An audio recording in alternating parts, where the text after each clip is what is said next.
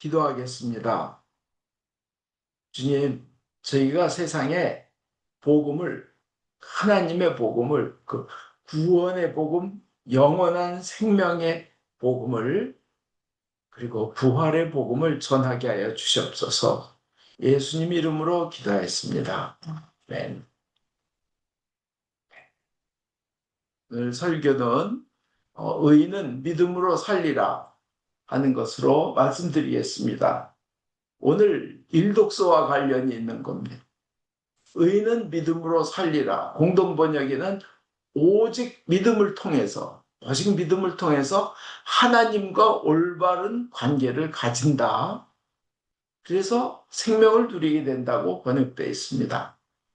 이 의인은 믿음으로 살리라 하는 말은 성경에 총 4번 나옵니다. 로마서에 나오고 갈라디아서에 나오고 히브리서에 나오고 하박국에 나옵니다. 이 살리라라는 의미는 살리라. 하박국에서는 믿음을 가진 의인은 그 믿음을 가지고 평소 일상생활을 그 믿음으로 산다는, 그 믿음을 가진 이답게 산다는 의미가 강하지만 로마서와 갈라디아서, 히브리서에서 살리라는 이가 살게 되리라. 믿음으로 인하여 생명을 얻게 되리라. 그 영생을 누리리라는 그런 의미가 강합니다. 오늘 일독서에서 나오는 복음의 의미는 그 믿음, 그 믿음을 근본적으로 뭘 믿느냐 하는 내용입니다. 복음의 의미는요. 우리를 사도 바울가 쓰신 게 나는 세례를 주라고 보내신 게 아니라 복음을 전하라고 나를 보내셨다는 그 복음의 의미. 그 복음은 바로 믿음과 직결됩니다. 어떤 믿음이냐? 그 복된 소식, 굿뉴스, 정말 좋은 소식. 그것이 복음인데 그것에 대한 믿음은 뭐에 대한 믿음이냐면요. 저 시골 동네 나사렛에 예수가 온 세상의 구원자라는 거예요. 그 다음에 십자가에서 그 연약하게 달려 죽은 예수가 온 세상의 구원자라는 겁니다. 하나님이란 겁니다. 또 그 죽은 예수가 다시 살아났다는 거. 그래서 부활했다는 겁니다. 그리고 그것을 믿는 자는 예수님처럼 부활해서 영생을 누린다는 겁니다. 근데 중요한 것은 정말 중요한 것은 십자가에서 나의 모든 죄를 다 가져가시고 날 깨끗하게 씻어주신 것으로 끝나지 않고 죄만 씻어준 게 아니라 더 중요한 것은 나에게 예수님의 의를 입혀줬다는 겁니다. 그러니까 나의 죄를 가져가시고는 예수님의 의를 나에게 주셨다는 거예요. 이게 참 중요한 겁니다. 이게 복음이고 그것을 믿는 믿음을 믿음이라고 합니다. 그것을 믿는 자를 의인이라고 합니다. 하나님께서 보시기에 의로운 사람은 제일 첫 번째로 하나님을 믿는 자, 예수님을 믿는 자가 의인입니다. 이것이 복음입니다. 그래서 오늘 일독서에는 이것이 최고의 지식이면서 하나님 보시기에도 인간이 가질 수 있는 가장 훌륭한 지혜라고 표현을 합니다. 제1독서에 나온 것처럼 세상 사람들이 참 어리석게 여깁니다. 터무니없게 여깁니다. 그 뭐냐면 그 큰 로마 황제가 있는 그 궁궐에서, 그 큰 화려한 성전에서 다른 나라의 강한 나라의 왕들을 쳐들어가서 잡아서 끌고 오고는, 귀족들을 끌고 오고 뭐 그 열매와 재산을 뺏어오고는 그 다른 나라의 왕이다 귀족이다 한 사람들을 다 노예로 삼고, 그 나라의 공주다 뭐 황후다 다 잡아와서 노예로 삼고, 그 황제의 그 궁전에서 불을 누리며 거기서 연회를 즐기며 거기서 시를 읽고 노래를 하며 누가 더 지혜로운가 그것을 논하는 그런 사람들이 들을 때는, 아니 그 촌동네 나사렛 예수가 온 세상의 구원자고 가장 높으신 분이라는 게 이게 어리석게 보일 수밖에 없습니다. 그리고 참 터무니없는 말입니다. 그 예수가 그렇게 십자가에서 죽었대는데 그가 죽은 게 무슨 전능한 하나님이고 또 부활해서 인간이 한번 죽으면 끝나는데 또 부활한다는 게 무슨 얼마나 터무니없는 무식한 사람들의 얘기로 보이겠습니까? 로마인들한테.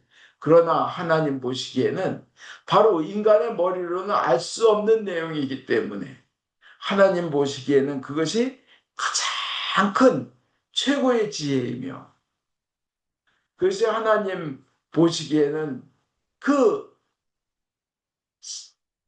최고의 지식이며, 신자의 믿음의 눈으로 볼 때는 이 생명이 가장 소중한 것입니다. 그래서 그 믿음으로 생명을 얻으며 그 믿음으로 영생을 얻고 그 믿음으로 구원을 받는다는 것입니다. 오직 의인은 믿음으로 말미암아 살리라 하는 겁니다. 영원한 생명은 오직 예수님만이 주실 수 있는 능력인데, 그래서 영원한 생명이라는 그 능력은 바로 힘인 겁니다. 전능하신 겁니다. 이것을 믿는 믿음으로 의인은 살아간다는 겁니다. 그런데 인간의 공로나 선행이나 어떤 노력으로도 하나님의 나라에 갈 수 없으며 완벽하게 정결할 수 없기 때문에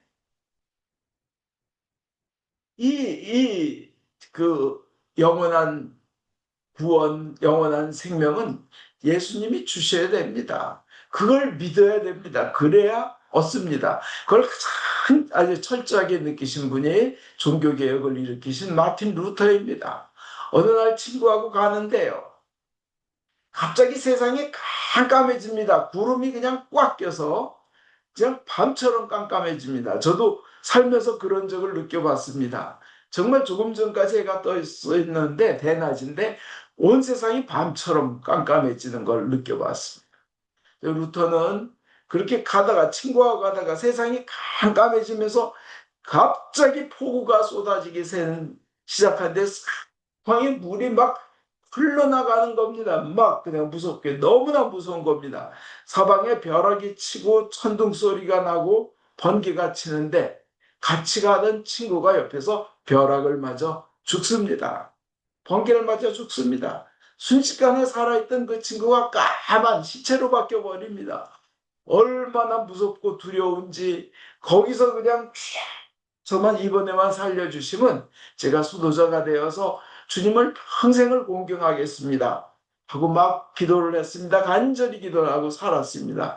그래서 그는 심판에서, 이 무서운 심판에서 죄를 용서받아야 된다, 하나님한테 잘 보여야 된다, 그 영원한 생명을 얻으려면, 이 죽음에서 벗어나려면 하나님께 잘 보여야 되고 죄를 멀리해야 된다, 정결한 생활을 해야 된다는 그 마음으로 그는 그 아우구스티노 수도원에 들어갑니다. 그래서 어느 수사보다도 더, 더 열심히 생활합니다. 정결하게 묵상하고, 그냥, 이 마틴 루터는 그래가지고 이 고백성사, 성공의 시기로 하면 고해성사죠.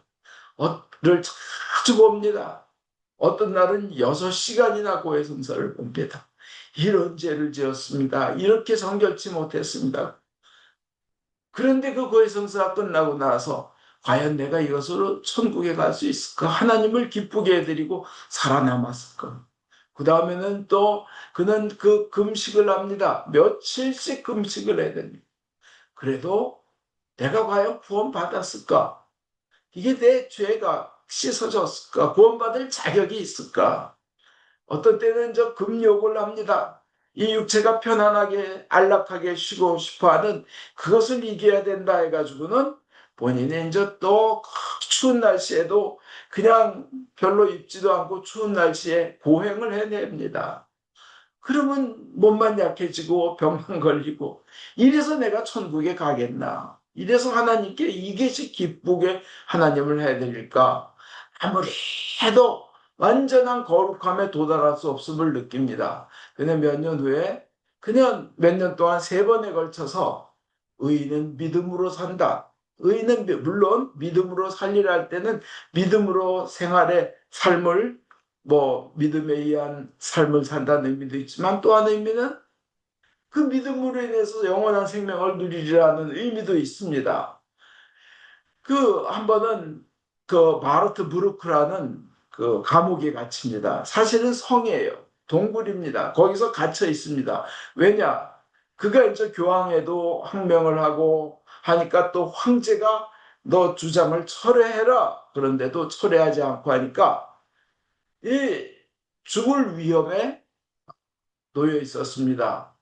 교황의 명, 황제의 명 다 거역한 겁니다. 그러니까 그를 아끼는 분이 그를 납치해가지고 동굴에 가둬버립니다. 성에. 마르트부르크라는 성에 거긴 감옥 같다고 했습니다. 그렇지만 사실은 납치를 가장한 보호였습니다. 거기서 그는 성경을 독일어로 번역하면서 의인은 믿음으로 살리라. 로마서에 있는 의인을 그 로마서 1장 17절에 있는 의인은 믿음으로 살리라. 갈라디아서 3장 11절에 의인은 믿음으로 살리라. 이게 공동번역에는 정말 믿음을 통하여 하나님과 올바른 관계, 그 구원의 관계, 좋은 관계를 맺게 된다는 그 내용이 너무나 마음에 와 닿았습니다. 그리고 또 한 번은 심한 병에 걸려서 고생할 때 그 의인은 믿음으로 살리라. 네가 죄가 있어서 이 병이 걸리는 것보다는 너는 믿음으로 살아난다. 이것을 믿게 됩니다. 그리고는 세 번째로는 성유한 라테란 대성당입니다. 라테라노 대성당에서 실제로 그 당시에 교황이 있는 그 주교자 성당입니다. 지금도 그렇습니다. 성 베드로 성전은 대성전은 바실리카입니다. 큰 행사를 하기 위한 바실리카 대성전이고 진짜 실제로 로마의 교황이 주교자로서 있는 성당은 라테란 대성당입니다. 라테란 성요한 대성당입니다. 거기에서 거기 계단이 있는데 거기는 순례자들이 와서 그 계단을 무릎으로 이렇게 겨서 올라가면 그 죄를 용서받는다는 그런 전통이 있었습니다. 또 그걸 이렇게 발표한 교황이 있었고 그래서 루터는 계단을 그냥 힘들어 올라가면서 거기에는 뭐 예수님의 실제 그 빌라도의 집에서 나올 때 어떤 그 피를 옮겨왔다는 그런 전승도 있습니다.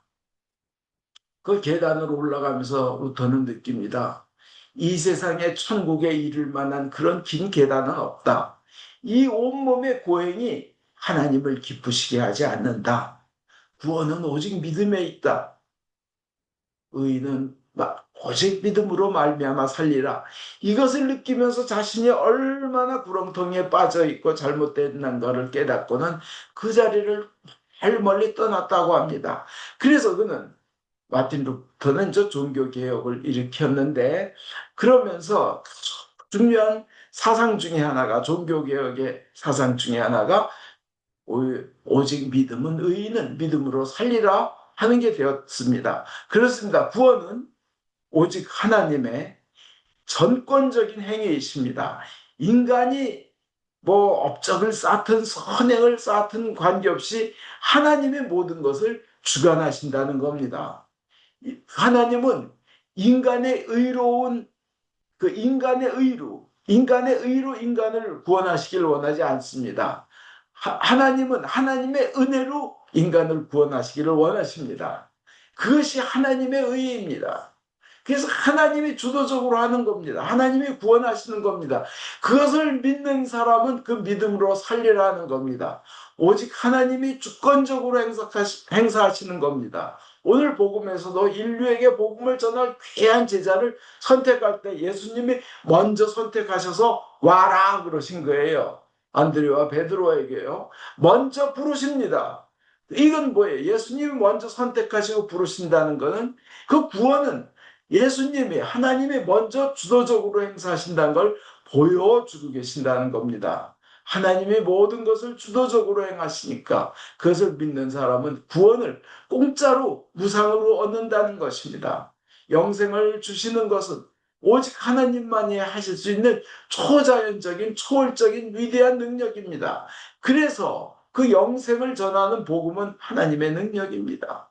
그리고 인간은 큰 소리 짓게 하나님 앞에서 하나도 없는 거예요. 오로지 하나님이 해주시는 거예요. 고린도전서 1장 29절에 그러니 인간으로서는 아무도 하나님 앞에서 자기가 이렇게 말을 했다고 자랑할 수 없다는 말입니다. 그러면 결론적으로 그 구원을 입은 우리는 무엇을 해야 할까요? 이제 영원한 생명을 받았으니 그 사랑을 세상에 알리는 겁니다. 그것은 복음을 오늘 제1독서에 나오잖아요. 복음을 전하라고 나를 보내셨다는 겁니다. 사람을 세상에 알리는 겁니다. 그것이 최고의 선행 중의 선행입니다. 다른 사람에게 영원한 생명을 전하는 것보다 더 큰 선행은 없습니다. 그것보다 더 아름다운 일은 없습니다. 최고의 선행은 예수님과 영원한 생명, 예수님의 부활, 예수님의 십자가를 통한 나의 용서받음, 예수님의 부활을 통한 나의 부활, 그 복음을 전하는 것이 최고의 선행입니다. 이 복음을 알리는 사람이 믿음으로 사는 참된 의인인 겁니다. 이건 너무 자랑스러운 일입니다. 복음을 전하는 것은 인간에게, 그 믿는 사람에게 주어진 가장 큰 영광이며 특혜며 특권입니다. 여러분 모두 믿음으로 살면서 복음을 전하는 이 의인 되기를 축원드립니다. 복음을 전하면서 사는 분이 의인이며 믿음으로 사는 의인입니다.